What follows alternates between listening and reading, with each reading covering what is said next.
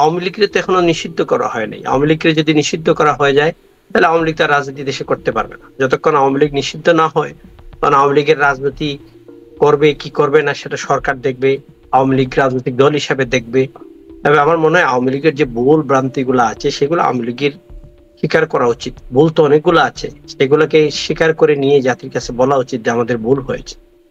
আমরা এই মুহূর্তে আওয়ামী লীগ রাজনীতি করবে আর তাদের সাথে জোট হবো কিনা এটা তো আমি এই মুহূর্তে মনে করি ব্যক্তিগতভাবে আমাদের এইটাতে কোনো ধরনের কোনো আলোচনা আমাদের দলেই নেই। আমাদের 25 তারিখ প্রেসিডিয়াম মিটিং হয়েছে, আমরা আলোচনা করেছি রাজনৈতিক দল নিয়ে আমাদের কাজ, আমরা কি করব, আমাদের আগামী দিনের রাজনৈতিক পরিকল্পনা, আমার আগামী দিনের নির্বাচন, এই সরকার আমাদের সাথে যে বৈষম্যমূলক আচরণ করছে, বৈষম্য বলে তারাই বৈষম্য আচরণ করছে। 48টি নিবন্ধিত রাজনৈতিক দলের মধ্যে 17 থেকে 22টারে ডাকে, বাকিগুলার নাই। এই সেম থিওরিতে তো ইলেকশনে আওয়ামী লীগ করেছিল, আপনি তখন রিপোর্টে বাংলাদেশেই ছিলেন। এখন যেটি হলো বাংলাদেশ কোন দিকে যাচ্ছে, আমরা কি নির্বাচনের দিকে যাচ্ছি নাকি প্রলং করার জন্য আরেকটি এই সরকারকে দীর্ঘমেয়াদী একটা পরিকল্পনা হাতে নিয়েছেন। উনি আমার দুদুভাই শ্রদ্ধেয় দুদুভাই বললেন যে 17 বছরে আপনি জাতিসংঘের সনদের একটা সিগনেচারকারী দেশ বাংলাদেশ, 17 বছর তো শিশু বলা হয়, আপনি সেই জায়গায় 17তে নিয়ে আসতেছেন ভোটাধিকার দিতে। শিশু কি ভোট দিবে?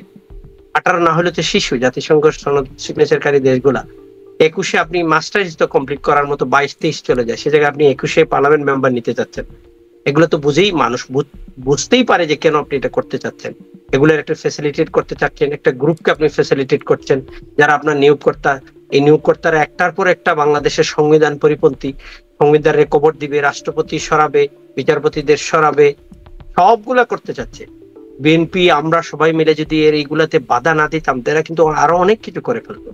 এই দেশকে 111 মির্জা ফখরুল সাহেবের বক্তব্যের খণ্ডায় বৈষম্য বিরোধী নেতারা বলছেন যে বিএনপি চাচ্ছে। বিএনপি কেন? 111 তো তৈরি হয়ে গেছিল যেদিন ওনারা রাষ্ট্রপতিকে সরানোর জন্য গণভবনের সামনে গিয়ে আন্দোলন করা শুরু করেছিলেন। সেদিন যদি বিএনপি বলতো না এটা হবে না, আমরা সবাই মিলে বলতাম না এটা হবে না, তাহলে তো সেদিনই 111 এর রাস্তা তৈরি হয়ে যেত। এটা বেকম হতো। সংসদ না থাকলে সংসদীয় পদ্ধতির সরকারের রাষ্ট্রপতি নিয়োগ করার সুযোগ নেই সামনে, কেউ রাষ্ট্রপতি দিতে পারবে না। রাষ্ট্রপতি কে নিয়োগ দিবে? সংসদে মেজরিটি যে দল তাদের ভোটার মাধ্যমে সেখানে রাষ্ট্রপতি করা হয়। তারপরে চলে আসছেন সেনাবাহিনী প্রধান সরাবেন, এখন আপনি সংবিধানকে কবর দিবেন, এই সংবিধান পুরা কবর দিবেন। এই সংবিধানে জিয়াউর রহমান সাহেব আছে না, সেই রাষ্ট্রপতি, বেগম খালেদা জিয়ার 2 শাসন আছে না, সাদের শাসন আছে না, বৈধ রাজনৈতিক যতগুলা মানে সংস্কার আছে সংবিধানের 17টা অ্যামেন্ডমেন্ট হয়েছে, আরো 17টা করেন। সংবিধানকে কবর দিবেন কেন? আপনারা রাজনৈতিক দলের সাথে একটার সাথে যুদ্ধ শুরু করে বাকি সবগুলোর সাথে যুদ্ধতে চলে যেতে যাচ্ছেন। এটা করে কি আপনি দূরত্ব না কমিয়ে দূরত্ব বাড়িয়ে দেশের কোনো সুবিধা হবে? হবে না। আইন শৃঙ্খলার অবস্থা খারাপ, দ্রব্যমূল্যের অবস্থা খারাপ, foreign FDI foreign direct investment 71% down to last year এবং 6 ইয়ার্স এর মাঝে লয়েস্ট। আপনি এগুলো যদি ফিক্স না করেন আপনার ইকোনমি কোন দিকে যাবে?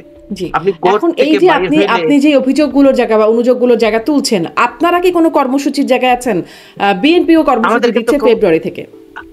আমাদের তো কর্মসূচি করতে দিচ্ছে না শারমিন। আমাদের আলোচনা 25 তারিখ করেছি, 25 জানুয়ারিতে আমরা প্রেসিডিয়াম মিটিং এ আলোচনা করেছি আমরা কর্মসূচি করব। আমাদের প্রতিষ্ঠা বার্ষিকী ছিল 1 জানুয়ারি, আমাদের সেই প্রতিষ্ঠা বার্ষিকীতে করতে দেয়নি সরকার।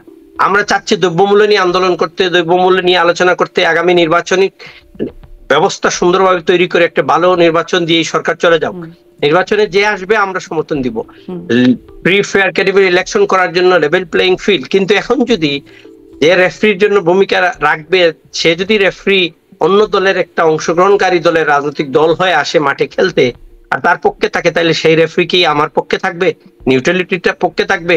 তো যে কোনো সময় রেড কার্ড দেখাইতে পারে, পেনাল্টি দিয়ে দিতে পারে তার পক্ষে। এখন এই জিনিসগুলো তো চিন্তা করতে হবে। স্পষ্ট আমি জনাব তাজ রহমান, মানে আপনারা নির্বাচনই করতে পারবেন কিনা, মানে এখন তো বলা হচ্ছে আওয়ামী লীগকে নির্বাচন করতে দেয়া হবে না, যে কোনো মূল্যে ঠেকানো হবে, আপনাদের বিষয়ে কি অবস্থান, কোনো শক্ত বা একদম সুনির্দিষ্ট অবস্থান আছে কিনা পরবর্তীতে একটু জানবো, সেটি আপনারা কতটুকু জানতে পারছেন। জনাব শামসুজ্জামান দুদু, যে প্রশ্নটি করছিলাম যে যেটি নিয়ে অনেক আলোচনা হয়েছে, নিশ্চয়ই আপনারাও এই প্রশ্নের মুখে পড়েছেন। আবারও একটু করি যে আওয়ামী লীগ ঘোষণা করবার পরপরই আমরা আপনাদের কাছ থেকেও এই সিদ্ধান্তের বিষয়ে গণমাধ্যমে খবর আসতে থাকলো যে স্থায়ী কমিটির বৈঠকে এমন সিদ্ধান্ত হয়েছে, আপনারা ফেব্রুয়ারি থেকে এই দাবিগুলো নিয়ে একটা কর্মসূচির দিকে যাচ্ছেন। এটা কি আসলে সময় মিলে যাওয়াটা কি কাকতালীয়, নাকি আসলে কোনো রকম যোগসূত্র আছে? ছাত্র উপদেষ্টা বা ছাত্রদের পক্ষ থেকে বারবারই বলার চেষ্টা করা হয়েছে যে আওয়ামী লীগের সাথে বিএনপির পর্দার পেছনে কোনো আলোচনা আছে, পুনর্বাসনের চেষ্টা আছে যেটা বিএনপি করছে, এরকম অনেক আলোচনা আছে। সেরকম ভাবার কোনো যৌক্তিক কারণ বা কোনো রকম কারণ আছে কি? যৌক্তিক কারণ নাই। যারা 1 মাসের আন্দোলনে মনে করে সরকার ফেলে দিয়েছে, তারা 16 বছর 17 বছরের ভাবনাটা তাদের মাথায় নাই। তারা পিটুনি খাইছে, গণহত্যার মুখোমুখি হয়েছে, কিন্তু 16-17 বছরের যদি যাদের বয়স থেকে মাইনাস করায়, তখন তারা হয় শিশু ছিল আর না হলে কিশোর ছিল। যারা আওয়ামী লীগের সঙ্গে বিএনপিকে ট্যাগ করার চেষ্টা করছে, এই শিশু আর কিশোরদের কথা বেশি ভাবা ঠিক হবে না। কারণ ইতিহাসের এই ঘটনা থাকবে যে এর ধারাবাহিকতায়, অর্থাৎ ফ্যাসিবাদ বা স্বৈরাচারের বিরুদ্ধে লাগাতার বিএনপি না, অনেকগুলো রাজনৈতিক দল যারা লাগাতার ভাবে আন্দোলন করেছে, নির্যাতন ভোগ করেছে এবং 60 লক্ষ আসামি হয়েছে, 2.5 লক্ষ মামলা হয়েছে। আজকে যারা কথা বলছে এইসব মামলার ভিতরে তারা ছিল না, তখন তারা নিচু ক্লাসের ছাত্র ছিল। তো স্বাভাবিক কারণে এই জিনিসগুলো হয়তো বা তারা জানে না। এখন বয়স হয়েছে, একটা পর্যায়ে আছে, এই ইতিহাসগুলো জানলে তারা বুঝতে পারবে যে কার সঙ্গে কার সম্পর্ক থাকার কথা। ডক্টর মোহাম্মদ ইউনূস যখন তার বিরুদ্ধে মামলা হয়েছে এবং কোর্টে গেছে, সাজা হয়েছে, তার আগ পর্যন্ত তিনি স্বৈরাচারের বিরুদ্ধে কথা বলেননি বলেই তিনি একজন মাস্টার মাইন্ড খুঁজে বের করে তাকে ওয়াশিংটন ডিসিতে নিয়ে গিয়ে 1 মাসে তিনি একটা বিরাট ঘটনা ঘটাইছে, মানে মাস্টার মাইন্ড। তো এই কথাটা তার মাথার মধ্যে আছে, কারণ 1 মাসের বাইরে গেলে ডক্টর মোহাম্মদ ইউনূস এই আন্দোলনে ছিল না। তার বিরুদ্ধে স্বৈরাচার বা ফ্যাসিস্টদের বিরোধিতা করার জন্য কোনো মামলা হয় নাই। তো স্বাভাবিক কারণে যারা ওই 16-17 বছরের ঘটনা জানে না বা জানার চেষ্টা করে নাই, বা জানলে তারা এই অবস্থায় থাকে না, তারা এটা অস্বীকার করতে পারে, ওটা নিয়ে ভাবনার কিছু নেই। বিএনপি এবং আওয়ামী লীগের সুনির্দিষ্ট রাজনৈতিক পথ পরিক্রমা আছে, কর্মসূচি আছে। 16-17 বছর ধরে নির্বাচনে অংশগ্রহণের দাবি জানিয়েছে যে সুষ্ঠু নির্বাচনে, সেটা হচ্ছে বিএনপি এবং সমমনা বা আন্দোলনকারী যে শক্তি ছিল তারা। সে সময় এদের কোনো অস্তিত্ব ছিল না। তাহলে যার বিরোধিতা করা হলো এবং প্রায় আমাদের 2000-এরও বেশি গুম, নিখোঁজ নিহত হয়েছে এই সময়টায়, যেমন এক দুইজনের নাম বলে, একটা ছাত্র সংগঠন একসময় সেক্রেটারি ছিল এমিলিয়াস আলী, 3 বারের সংসদ সদস্য, সাংগঠনিক সম্পাদক, সে আজ পর্যন্ত ঘরে ফেরে নাই, আজ পর্যন্ত। তো আন্দোলন আওয়ামী লীগ বিরোধী মিনিমাম যদি ধারণা থাকতো, তাহলে এর প্রতি তাদের শ্রদ্ধা থাকতো। শ্রদ্ধা থাকলে পরেই তো 16 বছরের ঘটনা প্রতি শ্রদ্ধা থাকবে, তখন আর আওয়ামী লীগের সঙ্গে ট্যাগ করার কোনো কারণ নাই। এটা হলো বাস্তবতা। সেই জন্য চৌধুরী আলমের কথা, মানে এই যুক্তিতে কি আসলে ছাত্ররা এটা ধরে নিতে পারে? কারণ আমরা তো দেখেছি রাজনীতিতে এমন অনেক শত্রুতায় পরবর্তীতে স্বার্থের কারণে বন্ধুতায় পরিণত হয়েছে, বা জোটে পরিণত হয়েছে, বা কোনো সমঝোতায় পরিণত হয়েছে, হয় নাকি?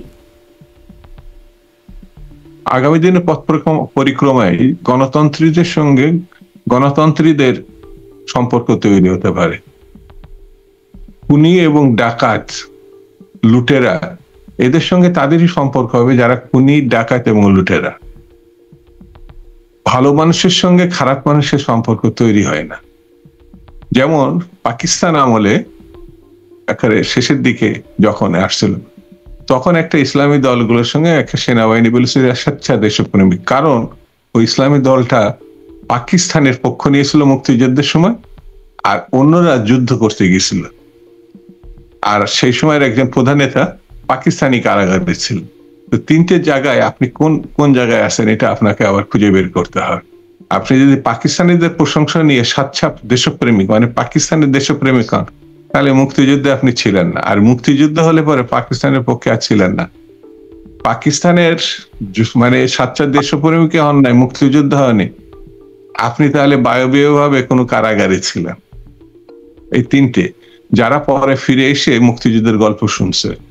তো সেই কারণে আমার কাছে মনে হয়েছে কিন্তু আপনারা ডাকাতের সঙ্গে বিরোধিতাকারীদের সাথে আপনারাও জোট করেছেন, মানে আপনারা মুক্তিযুদ্ধের পক্ষের শক্তি, মুক্তিযোদ্ধাদের দল, আপনারা জোট করেছেন। আমি এটাই বলছিলাম যে স্বার্থে বা প্রয়োজনে পরবর্তীতে তো আসলে এরকম জোট হয়েছে। তো ছাত্ররা যদি এরকম ভাবে যে পর্দার পেছনে আওয়ামী লীগের সাথেও কোনো স্বার্থের কারণে জোটের আলোচনা চলছে কিনা, সেটি একদমই অযৌক্তিক বা উড়িয়ে দেবার মতো।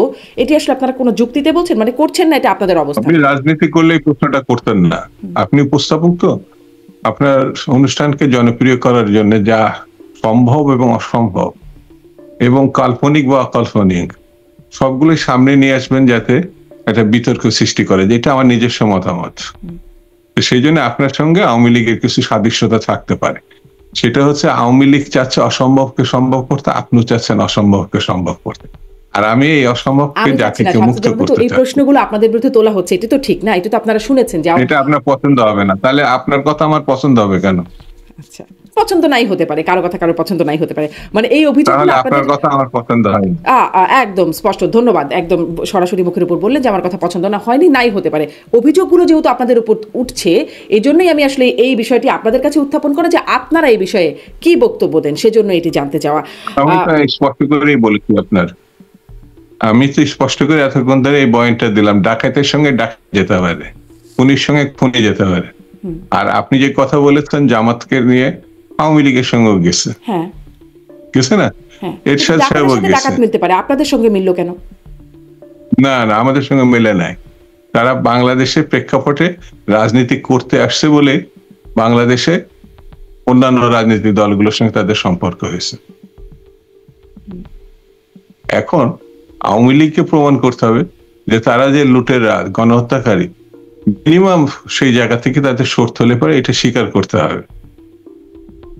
স্বীকার করলে পরে অনেক কিছু সংগঠিত হতে পারে আগামী দিনে। তারা তো এখনো পর্যন্ত ওই জায়গাটায় আসে নাই। আমি জনাব তাজ রহমান, ওই জায়গাটায় আসলে তখন বিবেচনা করা যেতে পারে। আচ্ছা, সেই জায়গায় আসলে তখন বিবেচনা করা যেতে পারে। আপনার বক্তব্য স্পষ্ট। আমি জনাব তাজ রহমান, আপনার কাছে ওই জায়গাটা একটু শুনতে চাই যে আপনারা আসলে নির্বাচনে যেতে পারবেন কিনা, সেটি নিয়ে আপনারা কোনো ধারণা পেয়েছেন? কোনো আপনাদের কাছে কোনো বার্তা পৌঁছেছে কি? কারণ আমরা দেখেছি যে কদিন আগে এই উপদেষ্টা মাহফুজ আলম তিনি বলছিলেন যে আওয়ামী লীগকে আর নির্বাচনে অংশগ্রহণ করতে দেওয়া হবে না। এই প্রসঙ্গে তিনি বলছিলেন যে বাংলাদেশপন্থী যারা আছে, বিএনপি জামাত সহ যারা বাংলাদেশপন্থী আছে, তারাই শুধু নির্বাচন করতে পারবেন বা রাজনীতি করতে পারবেন। এখন আপনারা ফ্যাসিবাদের দোসর হিসেবে ট্যাগ পেয়েছেন, আপনারা নির্বাচন করতে পারবেন কিনা? আপনারা বাংলাদেশপন্থী না বাংলাদেশের মানে তার অপোজিটে যারা আছেন তারা কোন পাশে পড়ছেন বা আপনাদের কোন পাশে ফেলা হচ্ছে? মাহফুজ আলমের একটা বক্তব্য উনি বলেছেন, সংস্কার কমিটির প্রধান, নির্বাচন সংস্কার কমিটির প্রধান বদ্রুল মজুমদার বলেছেন যে আওয়ামী লীগকে নির্বাচনে আসতে দিব না, এটা আমাদের কাজ নয়। নির্বাচন কমিশন বলেছেন সবাই নির্বাচনে অংশগ্রহণ করতে পারবে, আমাদের মধ্যে কোনো বাধা নেই। কার বক্তব্য শুনবে জাতি, কার বক্তব্য নিবে, সেটাই আমরা চিন্তা করে পাচ্ছি না। আমরা বাংলাদেশি, বাংলাদেশের পক্ষে, স্বাধীনতার পক্ষে, স্বাধীনতা সার্বভৌমত্বের পক্ষে, মুক্তিযুদ্ধের পক্ষে একটি শক্তি আমরা। এই দলকে যদি আপনি বলেন যে যারা মুক্তিযুদ্ধের বাংলাদেশের পক্ষে কি জামাত এখনো ক্লিয়ার করে নাই তাদের বক্তব্য। খালেদ মহিউদ্দিনের প্রোগ্রামে দেখলাম বারবার উনি চেষ্টা করতে চাচ্ছেন বাইর করার জন্য, আপনার প্রোগ্রামে দেখলাম, কিন্তু এখনো ক্লিয়ার ওনারা বলছেন না। জাতীয়বাদী তো মুক্তিযুদ্ধের পক্ষের শক্তি, তারপরেও আমাদের বৈষম্যের শিকার, বৈষম্য বিরোধী বলে এখন বাংলাদেশে বৈষম্য চলছে। জাতীয়বাদী বৈষম্যের শিকার আমরা তখন বলেছিলাম যে এই বৈষম্যতে আমরা যখন শিকার হচ্ছি, আগামীতে কিন্তু আরো রাজনৈতিক দল হবে